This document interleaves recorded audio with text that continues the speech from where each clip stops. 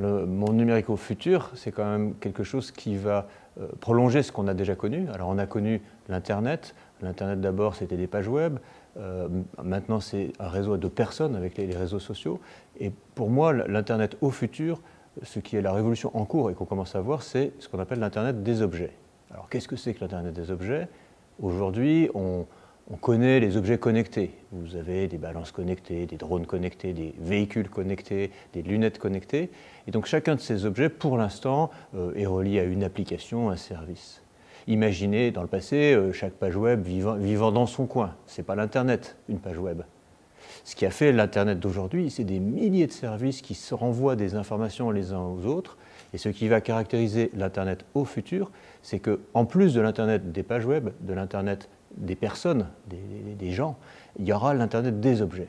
Ça veut dire qu'ils vont pouvoir s'échanger des informations entre eux, échanger des informations avec nous et surtout interagir et nous interagir avec l'Internet à travers eux. Alors des exemples.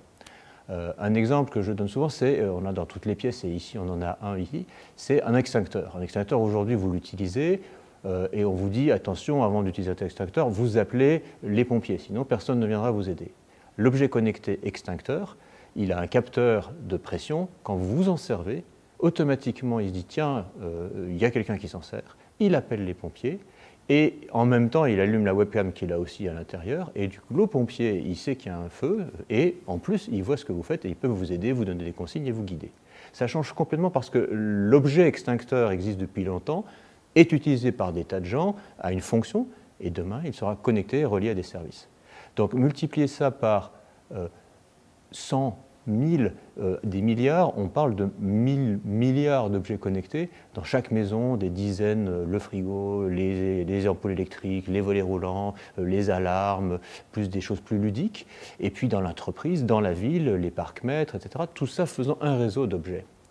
Et à Orange, on commence à réfléchir, ça veut dire quoi? D'abord, c'est beaucoup de services pour les utilisateurs, des services qu'on connaît.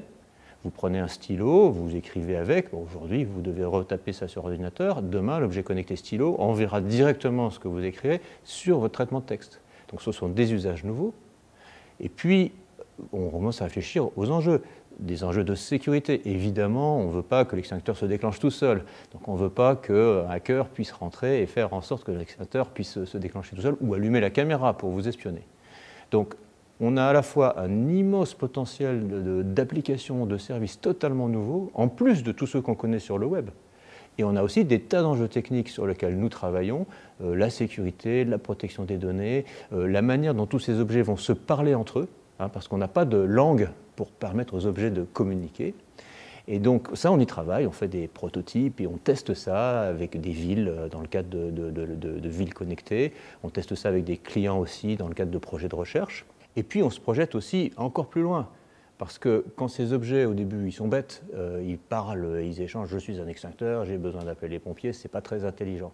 Mais avec le progrès de l'électronique, rappelez-vous, ce que vous avez dans la poche aujourd'hui, c'est un smartphone, il est aussi puissant que le plus puissant des ordinateurs il y a une dizaine d'années qui s'appelait un Cray 2. Le plus puissant du monde, il est dans votre poche aujourd'hui. Demain, n'importe quel objet connecté, dans 7, 8, 10 ans, aura cette puissance, pourra raisonner, pourra interagir, pourra parler avec vous, échanger de l'information.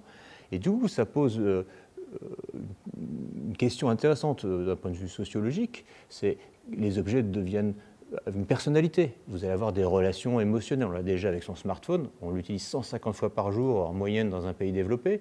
Demain, c'est tous les objets avec lesquels on peut entretenir des relations. Et puis au-delà de ça, ces objets, ils vont avoir une certaine autonomie, ils vont pouvoir se mettre à discuter entre eux, échanger de l'information, se dire tiens, il va rentrer à la maison, on pourrait faire ça, etc. Et du coup, c'est des relations d'un type nouvelle. On parle du réseau social des objets à travers l'Internet des objets, comme on parle aujourd'hui du réseau social des êtres humains. Donc voilà toutes ces choses passionnantes que nous faisons à Orange pour explorer ce futur, cet Internet au futur qu'on appelle l'Internet des objets.